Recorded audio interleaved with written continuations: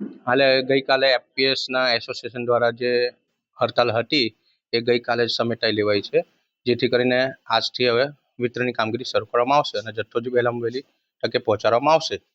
ઘઉં, ચોખા છે, ખાંડ છે, મીઠું છે અને દાળ ને ચના, એ બધી વસ્તુની વિતરણની વ્યવસ્થા હવે ચાલુ થઈ જશે વહેલી તકે. એ 300 દુકાન છે એટલે સમજો કે 10 દિવસમાં બધાને પહોંચાડી દેવામાં આવશે. ગ્રાહક પાછા જઈ રહ્યા છે એનું કારણ છે કે ઉપરથી હજુ માલનો સ્ટોક જથ્થો આવ્યો નથી. જથ્થો આવશે એના પછી વિતરણ ચાલુ કરીશું. હમણાં અમારી પાસે હાલથી ગયા મહિનાનો સ્ટોક પડ્યો છે પણ એ અપૂરતો છે. એ ચાલુ મહિનાનો સ્ટોક આવે પછી જ અમે વિતરણ ચાલુ કરી શકીશું. બની શકે કદાચ કમોસમી વરસાદના કારણે જથ્થો પલળી ગયો હોય, બગડી ગયો હોય, કદાચ એના કારણે ના મોકલ્યો હોય, મે બી એ બની શકે.